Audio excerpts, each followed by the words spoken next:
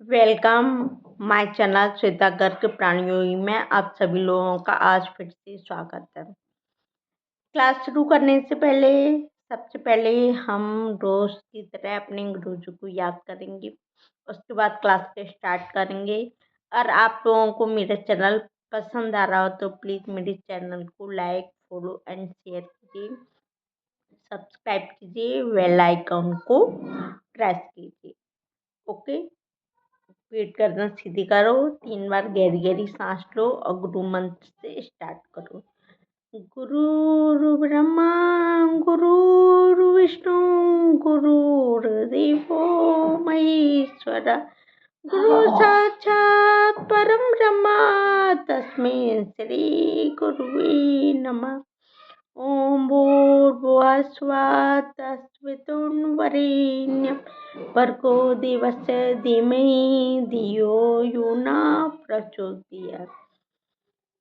आज मैं अपने कल की टॉपिक डिप्रेशन, जो आप सभी लोगों ने बहुत पसंद किया, लाइक भी किया, शेयर भी किया, सब्सक्राइब भी किया, तो आज मेरा मूड बहुत अच्छा है। कल जो चैनल आपको पसंद आया था डिप्रेशन में, उसमें ही आपको आगे बताना चाह रही हूँ, क्योंकि वो टॉपिक पूरा नहीं हुआ था, बहुत बड़ा है। मेरे ख्याल से आप सभी लोगों को हेल्प ज़रूर मिली होगी। और कल जो मैंने हेल्थ टिप्स आप लोगों को दी थी, मुझे पूरी तरह से उम्मीद है कि वो हेल्थ टिप आपने अपने जीवन में ज़रूर अप्लाई आज से स्टार्ट किया होगा। तो इसके अलावा हम आगे बढ़ते हैं। सबसे पहले मैंने आपको बताया था कि आपको क्या करना है। पलंग पर ही बैठे बैठे 3 बार गहरी गहरी सांस लेनी और 5 प्रतिज्ञाएं करनी है।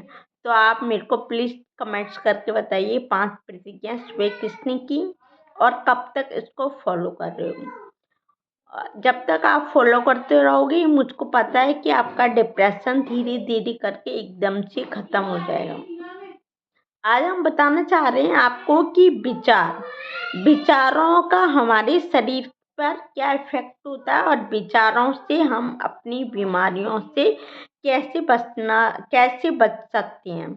तो दोस्तों, सबसे पहले मैं ये बताना चाहूँगी आपको कि 85% बीमारियों का जो कारण होता है वो होती है हमारी फीलिंग्स, हमारी भावनाएं। हमारे मन के अंदर जो भी भावनाएं आती हैं, अगर वो भावनाएं पॉजिटिव हैं कि निगेटिव हैं कि न्यूट्रल हैं, इस सब का असर हमारी बॉडी के ऊपर होता है। इसको ऐसे समझेंगे दूसरी भाषा में कि हार्ट की एक फ्रिक्वेंसी होती है, हाथ की एक फ्रिक्वेंसी होती है, मुंह की एक फ्रिक्वेंसी होती है, लंग्स की फ्रिक्वेंसी होती है और लीवर की भी एक फ्रिक्वेंसी होती है। बॉडी के अंदर के सभी ऑर्गन एक निश्चित फ्रिक्वेंसी में काम करते हैं। लेकिन क्या होता है, जब हमारे अंदर निगेटिव थॉट से निगेटिव इमोशंस बनते हैं, निगेटिव थॉट से निगेटिव इमोशंस बनती हैं। तो जैसे कि कल मैंने समझाया था कि यूनिवर्स क्या करता है, जैसा हम सोचते हैं उसके अकॉर्डिंग तथास्तु करता है। फॉर एग्जाम्पल के लिए आप अपने आप को ऑब्जर्व कीजिए कि हम दिन में कितनी बार बोलते हैं, मैं बीमार हूँ, मेरे सिर में दर्द हो रहा है, मेरे पास चक्कर आ रहे हैं, मेरे पास चला नहीं जा रहा है, मेरे पास खाना नहीं बनना। अपने बच्चों से, तू पढ़ता नहीं है, तू टाइम पे काम नहीं करता, तू टाइम पे सोता नहीं, कितना सारा हम बोलते रहते हैं। कितनी हम व्यर्थ की गॉसिप करते हैं, मेरा पति बेकार है, मेरी सास बेकार है, मेरे घर वाले बेकार है, अरे मेरा तो भाग्य खराब है, मेरी शादी करके मेरे कर्म फूट गए।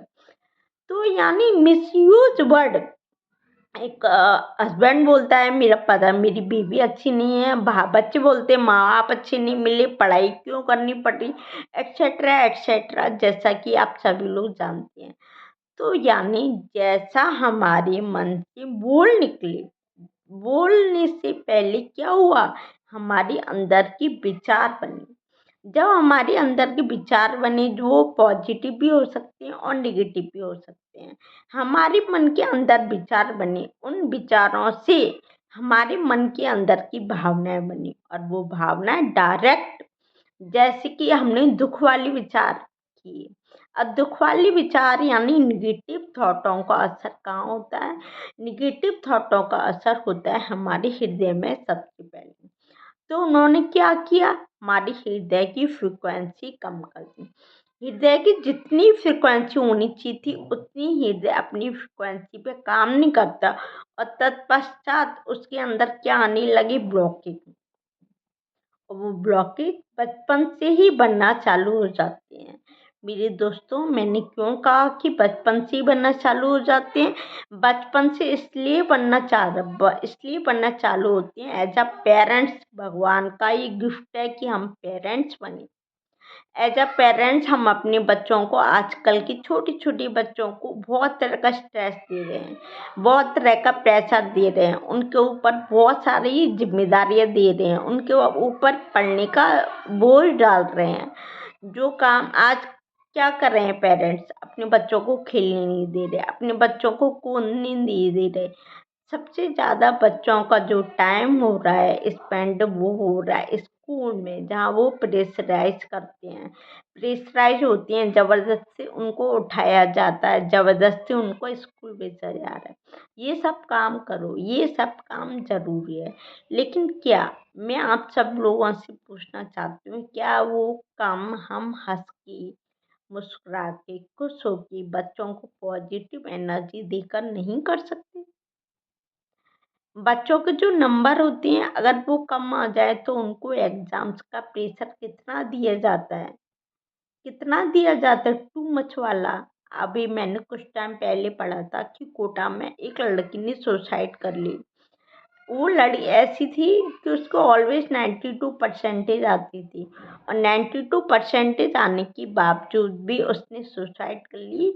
और अपने सुसाइड नोट में क्या लिखा उसने? उसने लिखा अपने सुसाइड नोट में कि मेरी सुसाइड के पीछे का रीजन मेरे माँ बाप है। मेरे माँ बाप क्यों है? क्योंकि मैं कभी भी बायो वाली फील्ड में, डॉक्टर वाली फील्ड में नहीं आना चाहती थी। मेरा इंटरेस्ट था हिस्ट्री लेने में, ज्योग्राफी पढ़ने में, लेकिन मेरी माँ ने मेरे ऊपर प्रेशर डाला और मैं इस एयरलाइन में पढ़ने आ गई। वहाँ पर मैंने नीट की तैयारी करने लगी, लेकिन तैयारी करते करते करते करते मुझे इतना प्रेशर हो गया पढ़ाई का, इतना दबाव हो गया, इतना मेरा मन बेकार हुआ कि आज मुझे सुसाइड के लिए कदम उठाना पड़ता है, कदम उठाना पड़ रहा है। दोस्तों, अपने बच्चों को पढ़ाइए, अपने बच्चों को आगे बढ़ाइए, पर प्लीज़ पॉजिटिव इंफॉर्मेशन से, पॉजिटिव बोल से, ना कि बच्चों को बोल कर कि मारूंगी, कूटूंगी, एटसेट्रा एटसेट्रा, जो हम बहना बोलती हैं अपने घरों में। इसके अलावा मैं आप सभी से पूछना चाहती हूँ कि एज अ हाउसवाइफ, जो पति, जो जेंट्स आज बहुत ज़्यादा फेमस है, अपने जीवन में आगे बढ़ चुके हैं, क्या एक डॉक्टर जो डॉक्टर बन गया उसको याद है कि उसके 12th में कितने नंबर बने थे? क्या एक सफल इंजीनियर को याद है कि वो 10th में कितने मार्क्स लेके आया था? दोस्तों, अपने बच्चों को इंस्पायर कीजिए, अपने बच्चों को मोटिवेट कीजिए, लेकिन उसको ऐसा जीवन मत दीजिए कि बचपन से उसके हार्ट में ब्लॉकेज आना चालू हो जाए। क्योंकि आज सुनने में आता है 7 साल के बच्चों को अटैक आ गया, 12 साल के बच्चों को पैरालिसिस हो गया, 25 साल की जेंट्सों को साइलेंट अटैक हो गया। अब आप क्या समझ रहे हैं? ये साइलेंट अटैक अचानक से हो रहा है? नहीं, ये अटैक वटैक बढ़ रहा है, इसकी स्टार्टिंग बचपन से हो जाती है। बचपन से कैसी? छोटी छोटी कामों से। कहते हैं ना, बूंद बूंद से घड़ा भरता है, ठीक उसी तरह से सिमिलरली बूंद बूंद से हमारी बीमारियों की शुरुआत होती है। मैं अपने एग्जाम्पल से बताऊं, इसमें जो लोग मेरे को जानते होंगे, मेरे को 25 एज में पैरालिसिस अटैक हो गया। अब पैरालिसिस अटैक का रीज़न क्या था? एक्चुअली में कि मेरी डिलीवरी हुई थी, और डिलीवरी के टाइम पे हाई बीपी मेरा कंट्रोल नहीं हुआ, और इमोशंस रूप से मेरे को अटैक पड़ गया। आज 15 साल बाद कुछ समय से मेरी आवाज़ सही हुई है। मैंने लाइफ में इतना सफ़र किया, मेरी आवाज़ भी सही नहीं थी, मेरे को बीपी थी, मेरे को साँस फूलना था, सब कुछ था, सब तरह की परेशानियाँ थी। मैं कैसे बचूँ, ये तो भगवान का आशीर्वाद है, आप सब लोगों की दुआएँ कि आज मैं इस लेवल पे हूँ, जहाँ आप लोगों की मदद कर रही हूँ। दूसरा, मेरे को 27 की एज में हार्ट की प्रॉब्लम हो गई, कार्डियक प्रॉब्लम हो गई।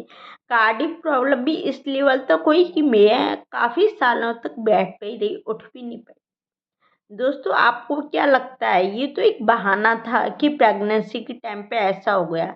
क्या हमने पीछे बचपन से एक स्ट्रगलफुल लाइफ थी, कैसे जी?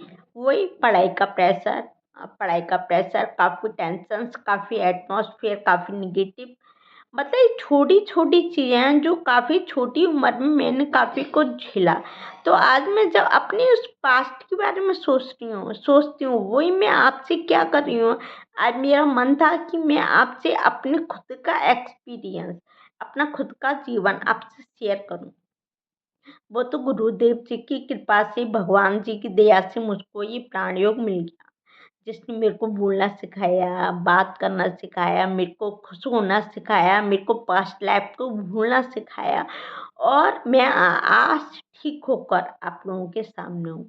मैं भी एक ऐसी लड़की हूँ जिसको इतनी बीमारियाँ थी कि मैं आपको नहीं बता सकती। अगर मैं आपको बताने बैठूँगी तो टाइम कम पड़ जाएगा। लेकिन गुरुदेव जी, प्राणियों के जो हमारे गुरुदेव जी हैं, योगानंद महाराज जी हैं, उनको नमन। और कुछ प्राणी योगी हैं जिन्होंने भी हमारी हेल्प की। उन्होंने हमको एक 99 तरह की साधनाएँ सिखाते हैं। 99 तरह की साधनाओं में वो ये नहीं कहते कि आपको 99 तरह की साधना करनी है, वो बताते हैं कि तुमको 1 या 2 साधना करनी है, जो तुमको सही लगे। सबसे पहले तुमको क्या करना है, अपने जीवन की स्टार्टिंग जो 5 प्रतिज्ञा मैंने आपको कल सिखाई थी, वो 5 प्रतिज्ञाओं से करनी है। जब वो 5 प्रतिज्ञाओं से तुम अपने जीवन की स्टार्टिंग करोगे, अपने दिन की स्टार्टिंग करोगे, तो सबसे पहले तुम्हारे क्या होंगे, विचार पवित्र होंगे। जब भी तुम निगेटिव सोचोगे, तुम्हारे अंदर फीलिंग आ जाएगी कि तुमने क्या प्रतिज्ञा ली है सुबह, अपने आप से, किसी और से नहीं लेनी, अपने आप से प्रतिज्ञा लेनी और तुम सही हो जाओ। सेकंड, मैं एक विजय उपाध्याय भाई जी हैं, उनका भी थैंक यू करना चाहती हूँ सही दिल से।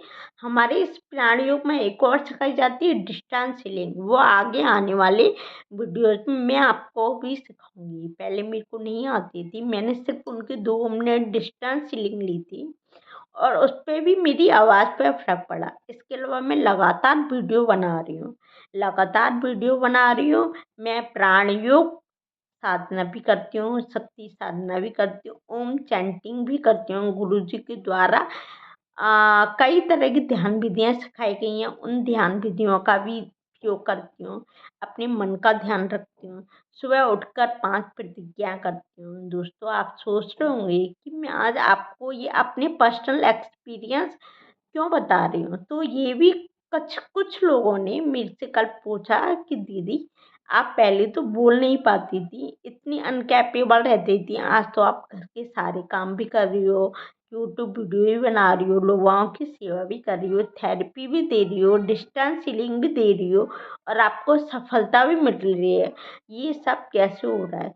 तो दोस्तों, मैं आप सबको बताना चाहती हूँ, ये हो रहा है मेरे प्राण योगी गुरु जी की कृपा से, जिन्होंने मेरे को इतना कैपेबल बनाया कि मैं कह सकती हूँ आज मेरे जीवन में सफलता के पीछे अगर हाथ है तो गुरुजी का है। गुरुजी ने 5 प्रतिज्ञाओं के माध्यम से सबसे पहले 5 प्रतिज्ञा सिखाई फर्स्ट डे, और फर्स्ट डे से कहा कि तुमको सिर्फ 5 प्रतिज्ञा लेनी है और सुबह उठ के सोचना है कि मैं आत्मा सफलता मूर्त हूँ। जैसे मैंने आपको सिखाया वैसे ही मैंने भी सीखा उनसे, और वाकई में यूनिवर्स ने तथास्तु किया। 8-9 महीने में मेरे जीवन में जो परिवर्तन हुए हैं, करते करते करते एकदम से नहीं होता, ये जीवन एक साधना है। ये जीवन एक बहुत बड़ी अनंत की यात्रा है। वहाँ पर आपको साधना करनी पड़ेगी, अपने ऊपर मेहनत करनी पड़ेगी, तपस्या करनी पड़ेगी, तब कहीं जाकर महादेव जी, गुरु जी की आशीर्वाद से हमको ये फल मिलता है कि हम अपने जीवन में सफल होते हैं। अपने मन पर, विचार पे, संस्कार पे, अपनी बीमारियों पे, सब पे कंट्रोल करते हैं, कंट्रोल कर पाते हैं और कह पाते हैं कि वाकई में आज मैं पूर्ण रूप से स्वस्थ हूँ, मुझे कोई भी परेशानी नहीं है, मैं हैप्पी, हेल्दी एंड वेल्दी। तो गुरुजी धन्यवाद। जिन प्राणयोगी भाई बहनों ने मेरी मदद की उनका धन्यवाद। जो मुझको लगातार आगे बढ़ा रहे हैं, मुझे हिम्मत दे रहे हैं, मेरी वीडियोस को शेयर कर रहे हैं, कमेंट्स कर रहे हैं, उनका भी धन्यवाद। आज के लिए इतना ही। हम प्रार्थना के साथ कल मिलेंगे इसी टाइम पे। धन्यवाद आप सभी का। आपका दिन मंगलमय हो। कमर, पीठ, गर्दन सीधी करके बैठिए और बोलिए प्रेयर।